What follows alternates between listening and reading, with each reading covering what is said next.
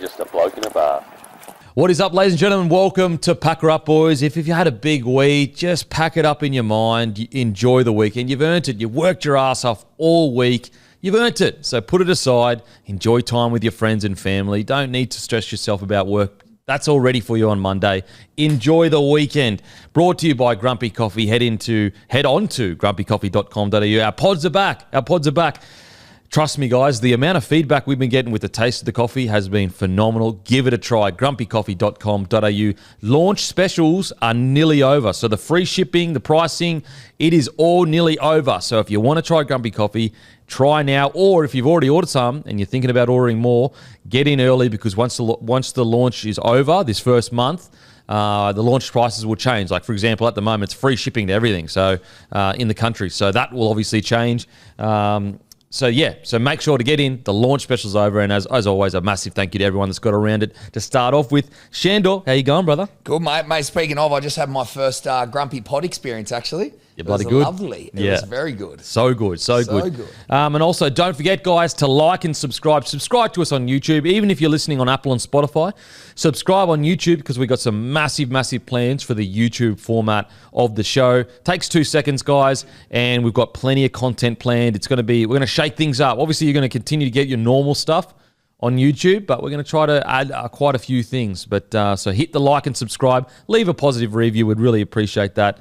Matty, how you going, brother? I just had my first pod as well. What one did we have, Matty? The Very Grumpy. I like the Very Grumpy. That's my favourite. Describe it, Matty.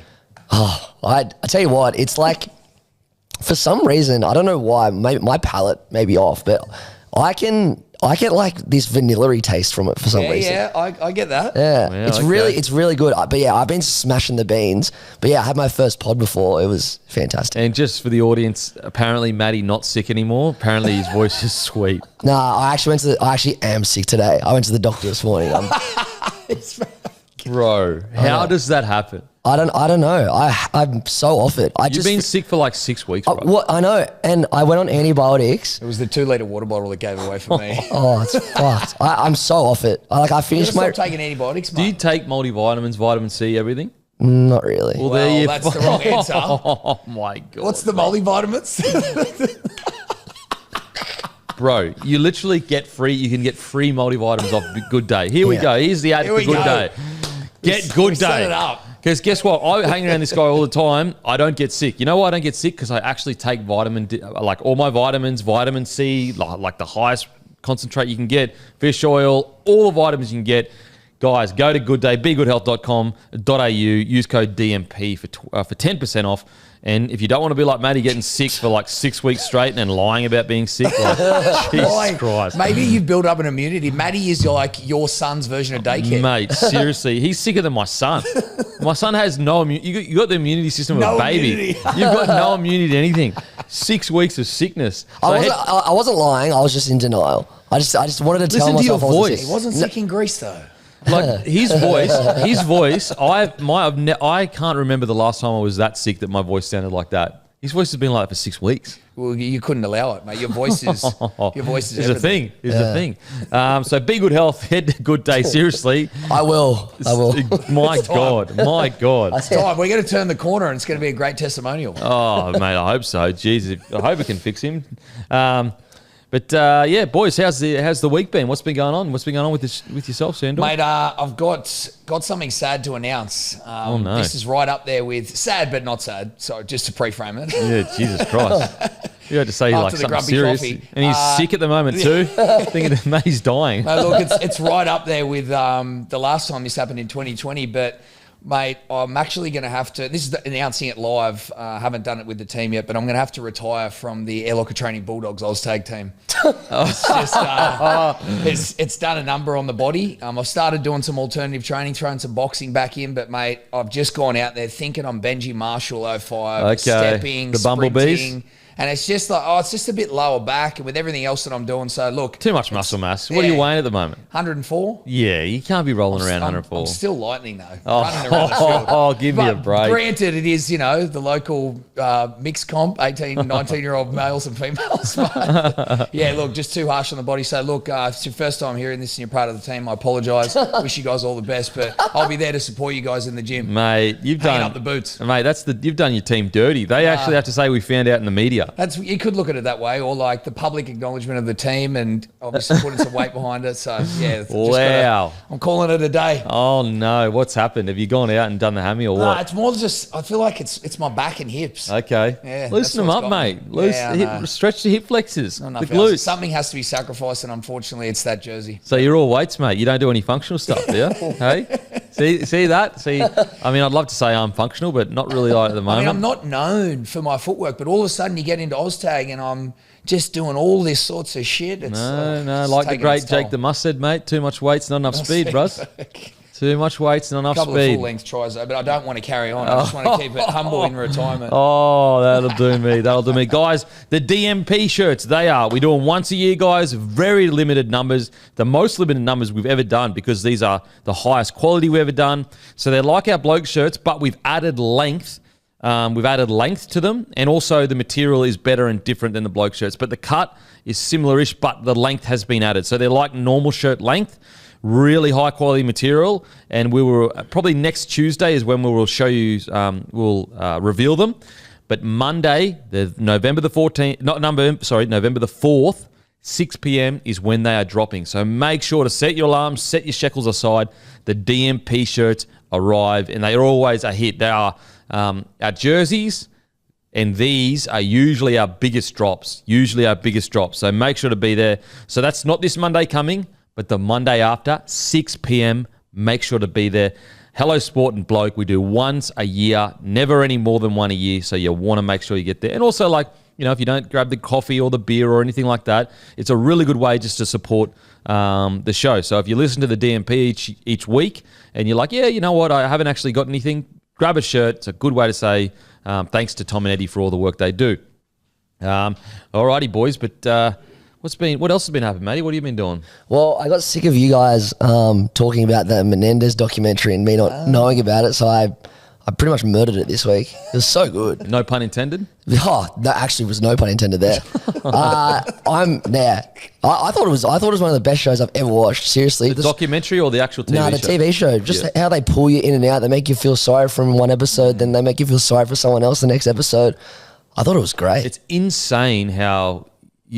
What I love about it is that, and it got bad ratings, which I'm a bit... Did it Yeah, really? it got bad ratings on Rotten Tomato. And I get it. It did drag on a little bit. I think they could have cut it by 2 or 3 episodes. But what I thought was incredible is it was almost like a mirror on yourself where you're watching the initial first few episodes and you don't realize you're being manipulated. Yes. And so then the later on episodes, that's what I think...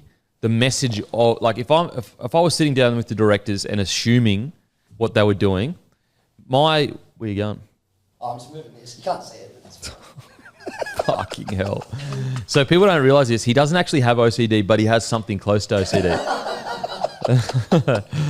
Tell the people what you need to do before you leave every day. So right then, I was literally in the middle of a conversation that he started. So he started the topic. He just got up and walked out. So tell the people what you do before you leave every day. Unbelievable.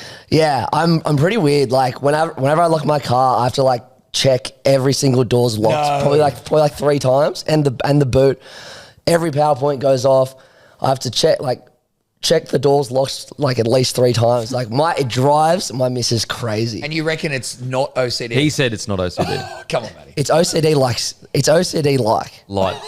So turn all the plugs off. I walked in yesterday, every plug had been pulled out of the coffee. Yeah, I put them in before for Sandor. Yeah. I'm not one of those people. You know people that turn all the switches off. Nah.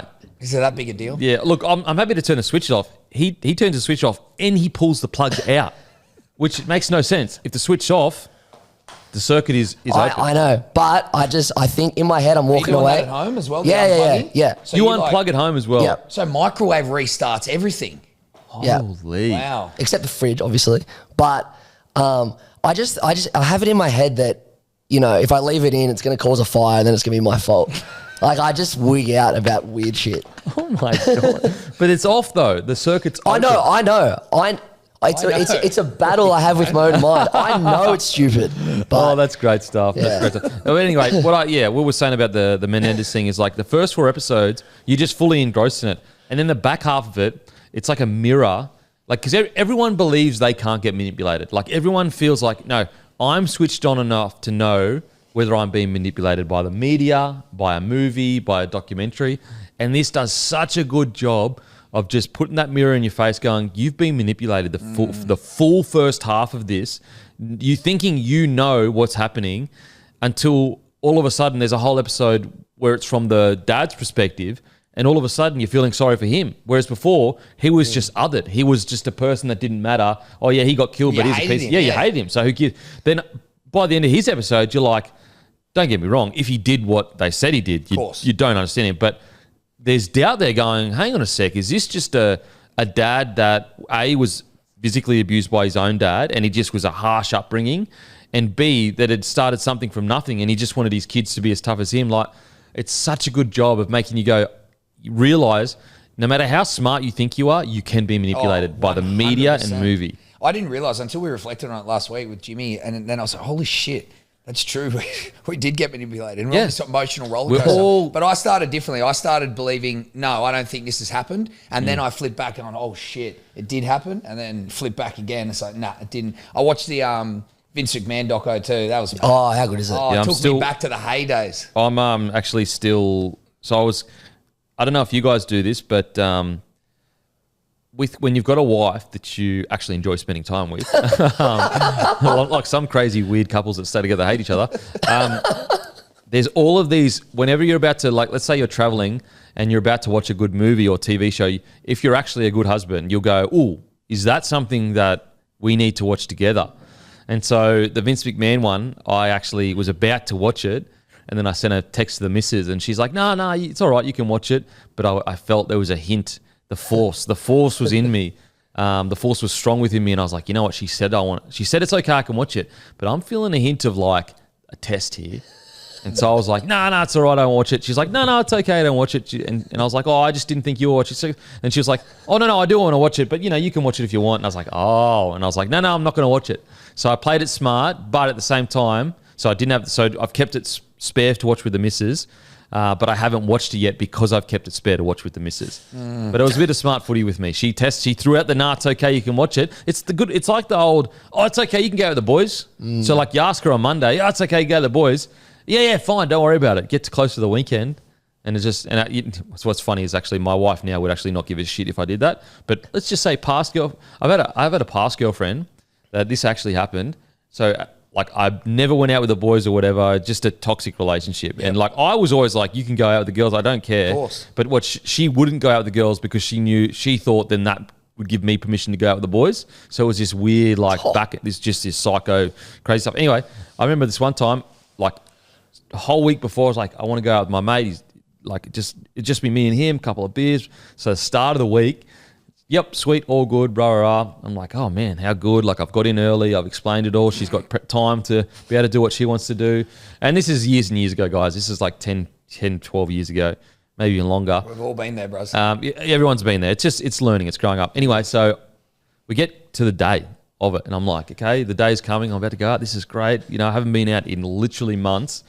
Anyway, she gives me the ultimatum. If you go out with him, I'm out. I'm done. Oh, wow. And at this point, I was like... I hope you pack your bags. Well, I didn't. I wasn't that strong. Anyway, so... That is horrifying. I was like, I am not... But I was so young then. Like, I just didn't know... That's, you know... Again, it all comes from... She's probably got insecurities, maybe from past people, blah, blah, blah, whatever. And so I was like, no. I said, I'm going out.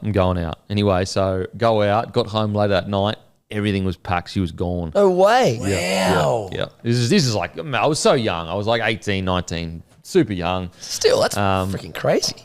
Yeah, look, we say that, but usually when people act like that, whether it's a man, because like men are just as controlling as women, it's equal. It's not one sex or the other. No way. Usually comes from trauma in their own life or what th've seen growing up. Like it's not really it's very easy to get caught up and insult them, and But I always just look back on it, and when it's that bad, it's usually stemming from something else. But yeah, got home, everything gone. Wow, gone. Jesus. I was like, oh my God. And yeah, at that stage, you're just so young, you don't know the ropes. It's not until you get older as a man where you go, no, I need boundaries. Yeah. I need to stand up for myself. And also, when you're a young bloke, you grow up and you're not good looking, you didn't get heaps of girls, you start playing footy, you got a pretty girlfriend, you don't know how to handle that situation. You're getting this attention from girls that would never give you attention. And so, of course, you give away here, there. And then, eventually I was just like, man, I'm done with this. I eventually got to that. But I don't know how we got onto that point, if I'm being quite honest. So no, you haven't watched Vince McMahon. Yes, I haven't watched Vince McMahon. Yeah, I feel like now I kind of force that upon my missus, but God love her because she's such a beautiful person and loves me. She just accepted it, but then got into it. She really got into it. She was fascinated at this wrestling world and the shit that goes on. Because the shit that goes on in that doco, it took me back. I'm like, oh my God, that was Wild West, bro. Oh, I want to watch it. I'll try and watch it tonight with the misso. It's quality. But to Matty's point, there is so much more to the story that doesn't get told. Yeah. Like, we're getting surface level, and even surface level's mad, but man, if it was a tell-all of Vince McMahon's story in life, it could be anything. Yeah, okay. I definitely want to watch it. You know what we have been watching, me and the misso, is the Vogue documentary. It's mad. Oh, okay. It's so What's good. What's that on? Disney, I think. And it's actually incredible, especially even from a business perspective, that's really cool. But just I know, as Aussie blokes, you don't really know that much about Vogue. But even as a young Australian growing up, the impact of the women that came through at that time, it's actually incredible what they managed to achieve with that young group of models, like Kate Moss and all that. It's a really good documentary. Even if you know nothing about Vogue, it's a really good documentary just about like the fashion industry. I know it feels like a lifetime away from a footy fan or an Aussie bloke or whatever, but it actually, we all remember the Vogue girls growing up and the Kate Mosses and all that stuff. So it's kind of the whole founding story. Yeah, and almost because Vogue was always focused on the culture, almost like the zeitgeist, the pop culture to a degree. So it actually, instead of focusing on the founding of Vogue and the actual businessy side of Vogue, what it does is it focuses on what was the zeitgeist then that Vogue had something to do with. It's a great doco. So even if you're not into, I actually really like fashion docos. I think they're so interesting. So I'm watching that with the missus, and that's why we haven't also watching the Vince McMahon one yet, because obviously we want to finish that first. You got every subscription or what? Yeah, for sure, for sure. It's just hard. I tell you what, when you have a kid and you get into bed, your brain's almost fried. So you try to watch as much as you can. Going to the weekend concert was good because you just reminded of, I know it feels like I'm talking like when I was 18, but it does remind when you first met your partner and you would go to, you would go to things together, enjoy music. I guess the difference is that instead of going to get an absolute shit-faced after the concert, you're straight home. But yeah, the weekend concert was mad. It was so good. I reckon the Travis Scott concert, first person plays before him. There was an hour and a half gap until Travis came on and no DJ. It was silence. What? Bro, I was just mind blown. I'm like, wait, hang on. What do you mean? So people just sit on their phones. Silence, bruh. You know what? I reckon that's intentional. To build tension for when he does come out. Because I guess when you think about it, if you're sitting there and mad music's on, the impact of him coming out's probably not as dramatic. But something like ambient music. Oh, I know what you're saying. You know what I mean? So one of the boys who went said, they were playing crickets on the speakers. And the other lad who was there, who was a security guard, he goes, no, they weren't. It was like real cricket. So I don't know if you could hear him from Centennial Park or whatever. I was That's crazy. Couldn't believe the conversation I was hearing. No way. Actually, you know what? That's what I was going to talk about. So you know how we always talk about if you think you're smarter, if you think that you're not being manipulated by media and you're too intelligent for it, it's just not true. It's absolutely not true. There's actually a great book or concert called Manufacturing Consent, and it's by Noam Chomsky. And it's now, and look, regardless of what you think of Noam Chomsky now, this was ahead of its time. And basically, it's about, I think it's about America not the initial war, but maybe the 1980s war over in the Middle East. But anyway, about how America at times does manufacture consent. And basically what manufactured consent means, it goes, okay, well, let's say we're all sitting in a room and I want to do something like, okay, I want to go and have an ice cream. And you guys are not big ice cream fans, but then I'm telling you all this information about how important it is that you have ice cream, how good it is for you. And, here's this article of the importance of ice cream and the health benefits. And all of a sudden you think that you have consciously said yes to coming to have ice cream with me. But in reality, I've fed you all this information that's made you think that that's the decision that you made, but it's actually not. You've been pushed along. I've led you down this path. And so, for example, like let's say you go, well, hang on a sec. Let's say we get to the ice cream and you go, oh, fuck, I don't want to be here. And I go, no, hang on a sec. You said you wanted to be here. Very hard for you to say, no, I didn't. Yeah, because you did. But what you don't know is the hours before that, I've been feeding you information to make you say yes. And that's what manufactured consent is. And it's very similar to the Menendez documentary of how important media is manipulating our opinions of certain things. And look, I'm not suggesting that America's the only country that does it. Every country does it. Every country does it. Australia, whatever. And there's an argument to be made that it's actually a good thing for governments to do it, because if you were just completely transparent from a government perspective, you'd never get anything done because there'd be too much shit going on. But I'm not saying it's a good thing, but what I'm saying is that it's the status quo. There is no government that doesn't do it. No, I agree. But yeah, it's called manufactured consent. Noam Chomsky, and it's pretty incredible when you think back of all the opinions you've had. Think about what have you watched before you had that opinion? Like what media did you consume before you had that opinion? And then you find, oh shit, I'll tell you what's a great one that just come to mind, considering we're talking about TV series. What was the TV series that came out about the vegans? Back in the day? The Netflix one? Yeah, the Netflix one. About the athlete vegans one? Yeah, and mate, I'm telling you, do you know how many footy players I know half went vegan for a moment? Yeah. That was even I was like, oh shit. Yeah. I was nearly on the fence, convinced. That was the most convincing one-sided documentary, and it flipped so many people, unbelievable. I remember watching it going, am I an idiot? The whole time. Unbelievable. The whole time, and this is for you, this is a great thing to speak about because I don't know shit about it. But the way I see it is how could, and I'm sure there's going to be vegans in the comment section, guys. I'm not trying to convince someone either or, so please don't go too intense on this. But the way I saw it is we've been carnivores literally since inception, to a degree. Obviously there's a mixture of our palate has always been a mixture of plants, but also of hunting and all that kind of stuff. Yeah.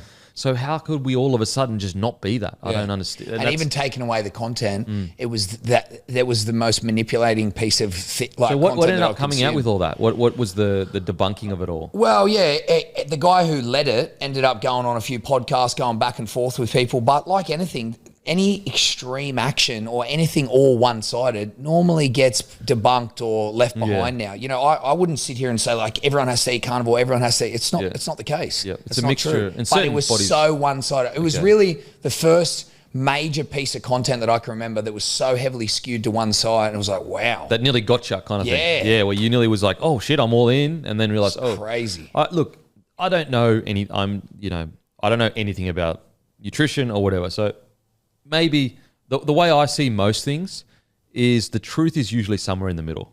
Do you know what I mean? Truth of let's say you are a vegan, and to be honest, I take my hat off to people that can just eat vegan because of the ethical reasons of it. I actually really respect that. I think that's kind of where it's at now too, if I'm honest. I think it is mainly ethics driven. Yeah. And so I think that if that's the case, the idea that there are some people that I do see that say, we should only be eating vegan. And I always feel that feels very an extreme. Yeah. For example, if you were sitting there saying everyone should be on the carnivore diet, I'd be no, that doesn't sound right. Usually, it's ridiculous. If you're saying a blanket statement like that, usually you're on the extreme end of things. Yep. The truth and facts is usually very messy and nuanced. It's not facts, sorry. But the truth of an opinionated thing, it's usually somewhere in the middle. So, but I tell you what, I have a lot of respect for people that just on their own personal journey, not people that try and force other people to do what they want to do, but people that are on their own personal journey that do it for their ethics reason. I think that's like amazing. Yeah. Like, because that is the one thing that you do get paused with the whole meat industry is the mass. Yeah. You know, that's the one we go, oh shit, That's the problem with most things, the mass production. That's where the issues are caused. Yeah. Yeah, that's interesting because I remember watching a bit of that doco too going, holy shit, like have I been like, and again, I'm neither here nor there. Like if it came out tomorrow that veganism was absolutely the best way and we could do it sustainably and, you know, you could still kind of get the same nutrition or whatever and it was an easy thing to do, like, yeah, for sure I'd do it. But back to the statement, if you don't think you can be influenced, you're joking. Yeah, you're always that you're like, it is incredible how much music, editing, like, have you ever watched, you know what, this is going to sound silly. When you watch a TikTok with no music, people look so silly when they're dancing. Yeah. And but it's, I know it's a silly example. You turn the music on and look, some people would argue they still look silly, but it completely changes the context of the video. Like you've gone from looking at the video going, what the hell are they doing to, oh, I understand it. Yeah. So if you don't think you're getting manipulated everywhere. I always, not always, but sometimes I think about the concept of imagine the world if marketing wasn't allowed. And what I mean by that is imagine a world, what would our cities look like if there was no marketing? Bro, what would anything be? Like it'd be crazy. And every brand, every product was like, hey, this is what it is, just to the complete factual analysis. But even like, imagine driving through the city with no billboards. No signage? Imagine, that's what I mean. Imagine the lack of colour. Yeah. And how drab everything would be. Replaced with. Yeah. Would it just be replaced with really good architecture or whatever? That's the one thing that when you go to Europe and like, you know, I know that like a lot of these buildings were built in times where, you know, the builders were treated really poorly and everything. But like the buildings built from hundreds of years ago that, you know, were built like, for example, churches and they're built and there was almost a dedication to something bigger than themselves. The beauty of them has lasted forever. And I feel like these days, because we're so much about efficiency, you know, not spending too much money, you know, all that, like we build very bland buildings. Whereas when you are building for something spiritual or bigger than you, that's where all the beauty lies. And that's coming from someone that's not really that religious. But I personally believe, like, just from a person that isn't religious, obviously the good side of religion of like helping others and all that kind of stuff has been brilliant. But I reckon the art from religion is something that is some of the best stuff that religion has given us. Well, it was a statement piece as well. Whether it was a sign of endearment or it was like, I'm building this because this is my legacy. Like, there's much more weight behind all those things. Yeah, like all the buildings and all the architecture over in Europe. And when you go into some of those churches in Europe and you see that the love that they have been crafted with, whereas compared to today, like a normal building, it's purely out of like, it's a business. It's just like you said, as cheap as possible. Timing, margin. Get it up, looks, just does the job to a degree. And like, think about how ugly modern cities are compared to the cities that were built with love. I don't think we have any of that historic architecture now. No, not really. Like, not from a Aussie Western. Obviously, we've got some, our Indigenous culture in here is like beautiful and the history of that. But from a building perspective of like Aussie culture. Yeah, but even like back in ancient times, like you said, whether it would be a castle or whatever, I know we don't have that, but we don't, I mean, what would be an example? There's really nothing. We don't have those statement pieces that mean something. But that's the thing, like as Australians, we don't really have, as in white, like Western Australian, obviously the Indigenous culture has fucking 60,000 years, 65,000 years, but our history isn't that long. Yeah. Like it really isn't. It's 300 years or something like that Australia's been around for? 250? 250-ish? You want to Google it? Yeah, it's 1780. Yeah, 250. 240. Okay. Yeah, so like we don't actually have, whereas you go to Europe, like we're talking thousands of years. And as I said, obviously the Indigenous culture, you're talking like 65,000 years or so. Yeah. It's even funny in this day and age, no one's investing in those sort of areas. Like, I mean, how would you compare it? There's nothing like art-based, cultural-based, heritage-based, you know? And that's what I mean. Like when you see those buildings, they were built with love. Yeah. Like they were genuinely like, we're going to build this, like the cost of it. as a purpose, like as a sign of. Yeah. Like the cost of it is irrelevant. We're building. Yes. Yeah. That wasn't the relevant part. Nah. The relevant part was this is a monument to whether it's God's glory, whether it's our culture's glory, and maybe a mixture of both. And you can find that, you can find that in the Middle East. You can find it in Europe. That's what is so interesting for me with Europe. And even, obviously the Middle East is going through a tough time right now. Tough's an understatement, but that's what's so interesting. I would love to go to the Middle East to see all that history. Like history to me is just like, it's crazy. Yeah, it is cool. That's why when you hear some of the stories that have been passed down in Indigenous culture, like you would have been in playing groups when they talked about the Dreamtime, everything. Like that fascinates me so much. Fascinates the shit out of me. Going on a 2-kilometer walk through Rome is the best thing ever. Because on every corner there's something that's thousands of years old. Yeah, and beautiful. So beautiful. Yeah. Like you can just go to a cafe on the corner. To them, it's like a normal cafe. To us, it's like beautiful architecture. And so that was the biggest thing that struck me when I went to Europe is how many things were built with love. And the number one priority wasn't how can we get this building up as quickly and as cheaply as possible to building standard. It was how can we create something that is a dedication or a representation of our love for something, whatever it was. I'd love to go to Turkey, Istanbul. So many places, there's just so many places. Then you go you got China, their history. So I always find that fascinating. But outside of that, going to China on the Great Wall was close to the best day of my life, I reckon. Yeah, that would be. It was ridiculous. Egypt too is bucket list for me. Oh yeah, Egypt. What's that crazy? The crazy yarn about it is Egypt. Something like we're closer to Cleopatra's time than she is to the starting of the building of Egypt, or the building of the pyramids, or something. What do you mean? So we're actually closer to Cleopatra being one of the last royal emperors or kings or queens of Egypt than she is to the start of Egypt. Something along those lines, or because Egypt's been around for 4,000 or 5,000 years before that. Wow. And to us, it's we're 2,500, 3,000 years away from it. And I'll just love to somehow it comes out the truth of all of that. I don't want to. We'll never know. I just want to know how they made the bloody. And look, there have been some YouTube videos. Can you get that fact up, please, Matty? I'll find it. Yeah. Now there have been some YouTube videos of how they could have done it, but apparently that's been debunked as well. Where actually you wouldn't have had the concrete to be able to turn the brick and all this kind of stuff. Just crazy. Yeah, I think it's something uncomprehendable. I think what I find fascinating is the fact that we actually aren't that much smarter than the people 2,000 or 3,000 years before us. We are just the technology building blocks each year. We just have the benefit of time. So if you were to do an IQ test, obviously we'd be a little bit smarter, but we actually wouldn't be we think of people that were born 2,000, 3,000, 4,000 years ago as almost like dumb, not dumb, but we'd look at them in the past and go, they're not as smart as us. Yeah. But actually, they are close to as smart as us. The only difference is they haven't had 2,000 years of technology and knowledge to build on. Everything that gets built today, that's following the last 10,000 years of development of technology all the way up to this point.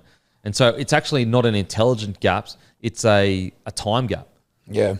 It's there's potential for the fact that there's a gap in the race as well, that we got wiped out at one point. If you look some of the stuff I've watched, I'm like, it's convincing. I'm not the lost civilization guy. I know you might be a lost civilization guy. Some things of late. I'll tell you one thing I am pretty hung up on, and I've watched a video, I'll need to send it to you, is dragons. Have you seen this? Oh, no. Mate, Come on, I'm telling you. Mate, there is too many. I swear to God. When I send this video, we'll reflect on this next week with your head in your hands. Get this film with his head in his hands. There are too many paintings scriptures, references to dragons. Why they just make it up? They're all imagining it. They're all just talking shit. Why a dragon? It's so consistent in so many things. I'm telling you, boys, they're all dragons. I can't wait to watch this video. Oh, he's going to lose it. It's going to be some like full scat, like random No, YouTube it's not. channel. It's not. I'm telling you, they were dragons. Oh, There's no dragons. explanation for it. Why they keep drawing dragons? Why? Because they're imagining them? No, they only draw shit they see. They only draw shit they see. I agree. I believe it. Okay, maybe it's like My missus tried to come at me and say, this is an extension to it. I didn't, no offense, Becky, but I didn't give it too much time. She said T-Rexes are dragons without the wings. I was like, well, but anyway, I don't want to dilute the actual facts of what I was saying with Beck's hypothesis, but yeah, boys, dragons are real. I truly believe it. I cannot wait to watch this video now. Seriously. So are you like genuinely? Are you down the path? I'm pretty there, eh? I'm pretty convinced. Holy, okay. Well, so are you also of the mind that, well, look at all these different civilizations that built pyramids. How do they contact each other? Is that? I don't know about contact, but that's kind of going back to the civilization thing. Tell me that's not dodgy.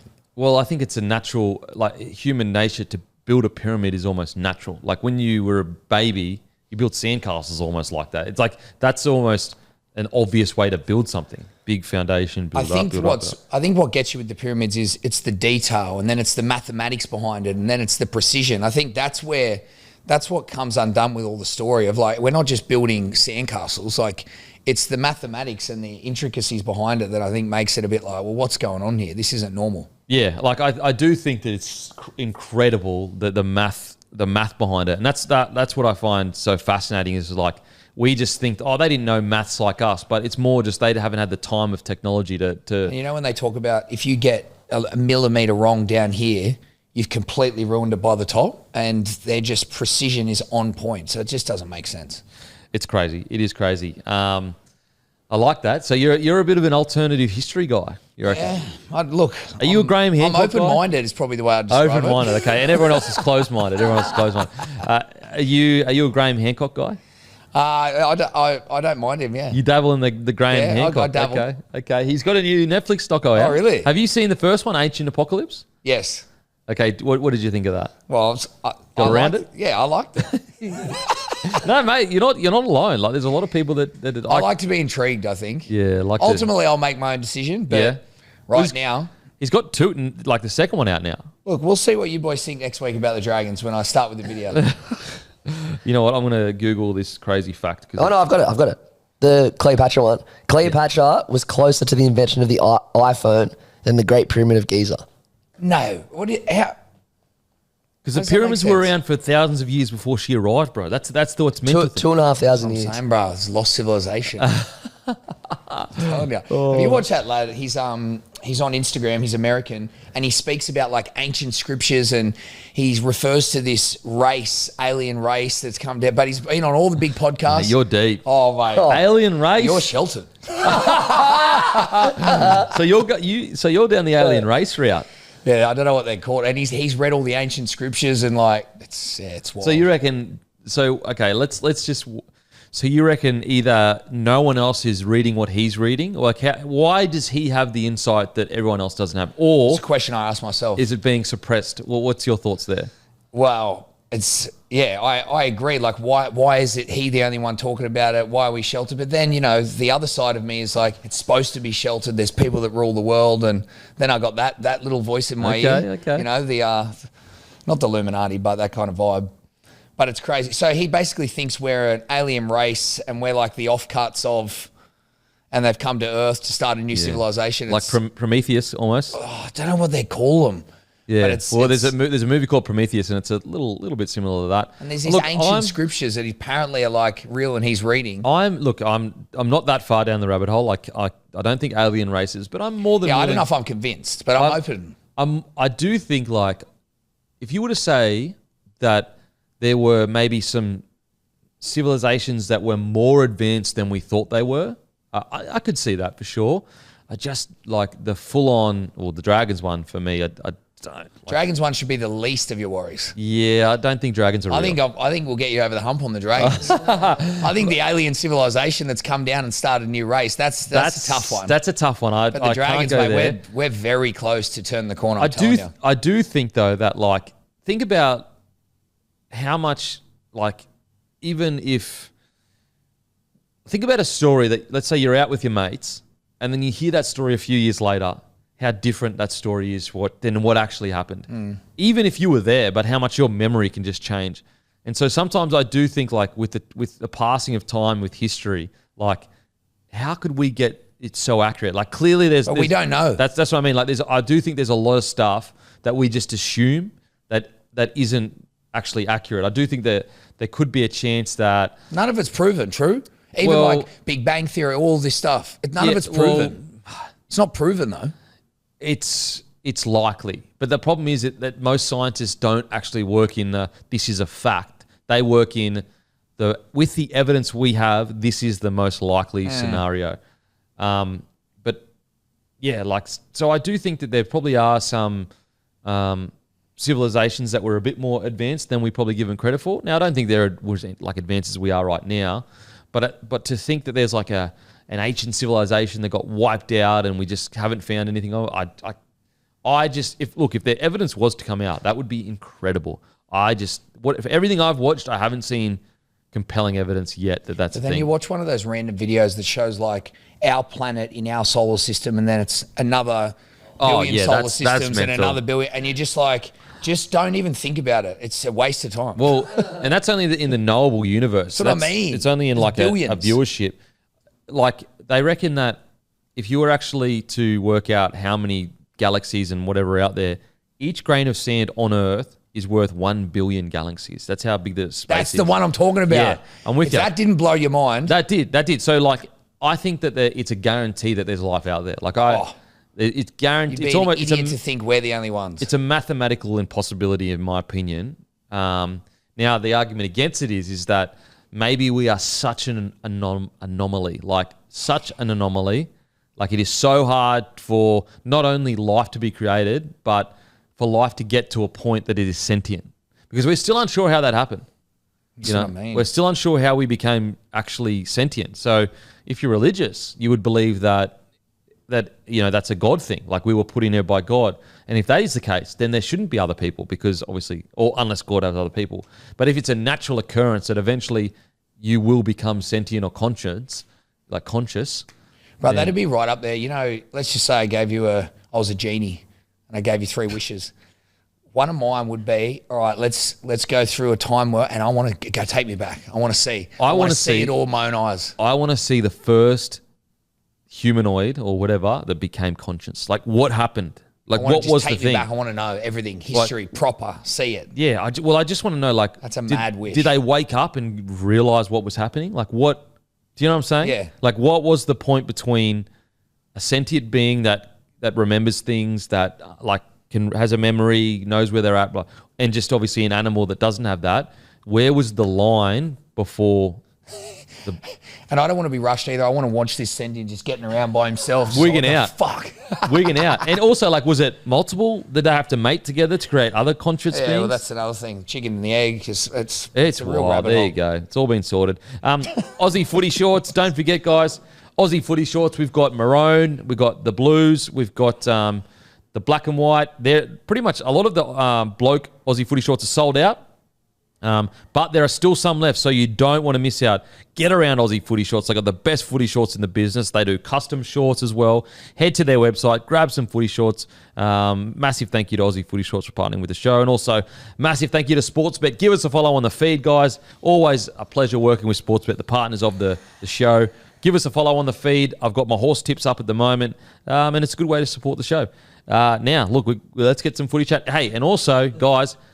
Remember, Packer Up Boys is dribble. It's always been dribble. It will always be dribble. Sometimes we start immediately about rugby league, but this show was created to let us just talk about anything. So, and if you do have a dribble topic, throw it in the comments. Out there, of one of the clips. And look, I'm open. Like I like hearing theories and being posited, but I just agree or disagree.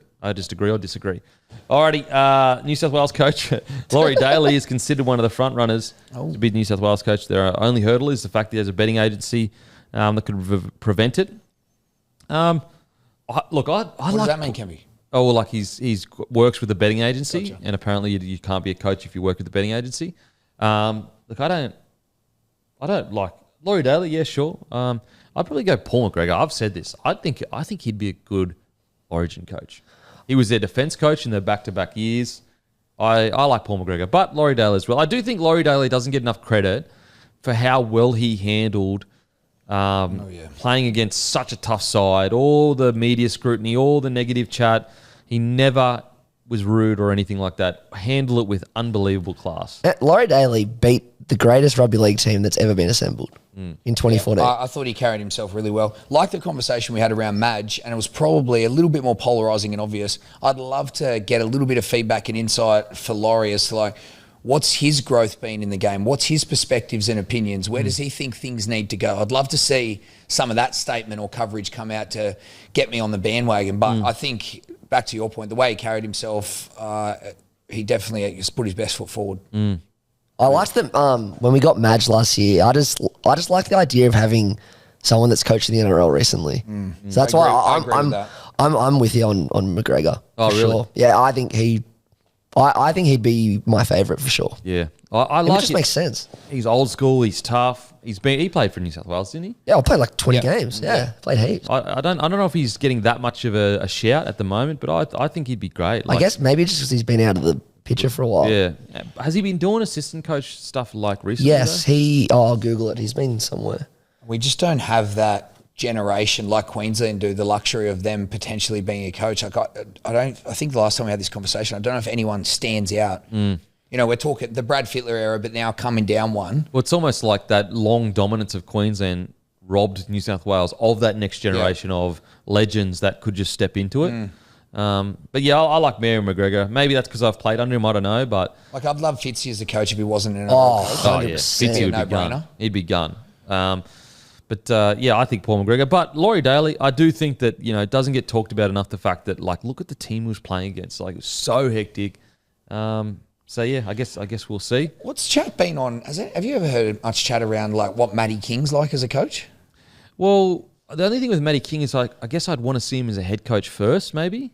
But he's been at the Roosters for ages. Yeah. I was actually in camp when he coached the Blues 20s for a couple of years. What was it like? He was great. Like, Yeah, I'm not that qualified to comment, but from what I saw, he was. Yeah, that's why he was from that Storm system. Bro. He brought He's been, like you said, he's been in the hot seat for a long time. It's not as if he wouldn't have the respect. Yeah, well, Matty King maybe. Matty King. Yeah, McGregor. He was a consultant at Para at one point, and What year? 2022, and then So that was the grand final year. there you go. Yeah, Nice. and then 2023, he was assistant coach of the Blues. Oh, well, that's... Yeah. Yeah, okay. They did lose, but Yeah, but he was still in. He was in there. And then also he did pretty well with the Dragons considering where they're at now. I know, And he is a bit of an Origin great, to be honest. he's I think Mary McGregor. Leader of men, get around him. Now, Sivo, he's basically said I'll never play against the Eels. His biggest indication so far that he'll go in Super League. He said that's my second. Yeah, so he'll end up in the Super League. Look, I think, you can kind of see, he actually had, I think, like 2 years run on his contract, maybe even 3. Wow. But, I do think that you could see this coming, like with a new coach and Sivo, he's such a try-scoring machine. You just needed more out of him, like more repeated efforts. And he did actually kind of bring that to when he did get dropped and got back into the side. But you probably I think more and more coaches are realising you just can't afford to be, unless it's like Toto or like Origin winger, you can't afford to be paying your wingers heaps of money these days. It just doesn't seem to work. Well, that's their biggest commodity. The way that they come out of their own half. Yeah. It's arguably it's more important than try scoring ability. Well, almost getting to the point where you look at Toto, he's a good solid finisher, but he's not known for that. No. His hit ups are ridiculous. His hit ups are crazy, but almost being a good solid finisher has to be guaranteed. Like that should be locked in. Yeah, part parcel. So yeah, Go to French rugby, bro. Go over there, you kill it. Now the Broncos. Alan Langer has reported left to his role at the Broncos football department. He's likely to move into a new role within the club. Yeah, look, I'm just sad. Like, you know, he's a legend of the club and he's been around for so long. Even whether it just sucks as a legend that he won't be in the football department. But it is one of those situations where, like, if you're going to get Madge as the head coach, you got to back him all the way in. Whatever his decisions are, whether you agree or you disagree, we just got to get all on board. You just got to get all on board. Do you feel like, you touched on this with the new CEO, but do you feel like there's a changing of the guard where Broncos have always been kind of that like legacy legend club, and the legends have had a big say, a big input, and it has kind of been not the boys club in a negative way that we normally perceive it, but do you feel like they are trying to take a new direction in that line? Well, the problem is that, I do feel like, Anthony Sivo, that was probably his biggest mistake, is that he didn't focus enough on the legacy of the club. I think you got to balance it. Because, they went old school. They got Kevin Walters. They did get to a grand final. Yeah. So to suggest it's as simple as here the old boys are in the wrong and the new generation's in the right. It's not that simple. It's nuanced. Like, there is importance in having legacy. There is importance in making sure there's a connection to the old school, but also there's an importance in giving the new coach full reign to do what they need to do. I think we touched on it before. I think the legacy is massive and important. And again, just reflecting on my time with the Storm, they do it really well. But at the end of the day, the football department is the football department. And whoever's in there and in charge, they need a full run at it and control. Yeah. And so with this, as I said, I do get a little bit worried, that when you see like Alfie getting moved to a different department, you go, geez, he's the heart and soul of rugby. He's the heart and soul of the Broncos. Like, surely you could make it work. But you got to get around Michael Maguire. As soon as you start trying to say, "Oh, you can do this, you can't do this," you got to give him runway. You got to give him everything that he wants and let him live and die by the sword. Yeah, I agree. Otherwise, it's unfair on Madge. It's also just not the right way forward. Don't forget, guys, Pacific Championship. The NRLC is done and dusted. The Kangaroos will be trying to avenge their 30-0 loss this week. They take on the Kiwis in Christchurch, Sunday Arvo. Then obviously in a couple of weeks, if they make the final, they'll be playing at CommBank Stadium. You visit nrl.com/tickets to secure your tickets. I tell you what, Pacific Championships final is going to be hectic. Yeah. So you got to be there. And don't forget, brought to you by The Red in cinemas, October 31st. It's a B-movie horror slasher kangaroo that's going around killing people. It's an Aussie-made film. It's high budget, but it's an intentionally made as a B horror flick. Like, it's supposed to be that. It's funny, it's tongue-in-cheek, but it's got a high budget. That is in cinemas, October 31st. It's called The Red. It's Aussie cinema, guys. Get around Aussie cinema, and it's a bunch of fun. Go and did you check the trailer out? Yeah. It's so good. It's cheesy fun. Like, it's not supposed to be some kind of uppity, crazy, thought-provoking movie. It's cheesy fun. That's what it's made for. Known actors in it? Sorry? Known actors in it? Aussie actors. Aussie actors. That's The Red, October 31st. Be there and be square. The Roo that's killing people. All right, guys, just quickly, Australia versus New Zealand. Who are we going? I'm going Australia, and I think Australia will win, not too convincingly, but solidly. So 12 to 14 points. Okay. Yeah, I definitely back Australia in on this one. I'm around about there. I'd say it'll be a close game, maybe the 8 to 12. Okay. I don't think, after last year, I reckon Aussie's 13 plus.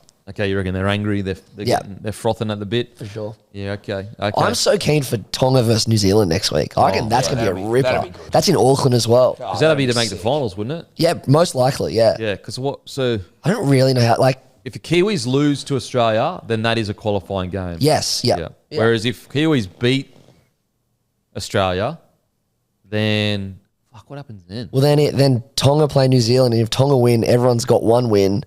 So then it's on for and against. Difference, yeah, points differential. Yeah, right. We'll just have to get through this week and then see what happens. I can't wait for this game. It's going to be sick. But yeah, look, if you tuned in for a footy chat today, you probably didn't get it. You got a bunch of rambling by two dudes that don't know what they're talking about. And I'm happy to put my hand up. Hey, much smarter than people than me take care of those topics of history.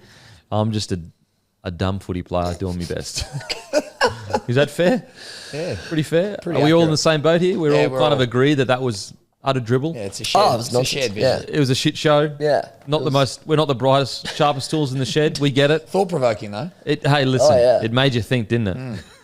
Give you something to chat about. Whether it's saying, geez, those dudes are dumb, Yeah. or, wow, that's really interesting. Dragons flying, real? Yeah, you'll either talk about us or talk with us, or something's gonna happen. It's a win-win. We're just giving you content, Put your baby. fucking feet up, will you? Just a bit of fun, guys, obviously. Anyway, yeah, as usual, we'll go and fuck ourselves. Thank you. What are you really gambling with? For free and confidential support, call the number on the screen or visit the website.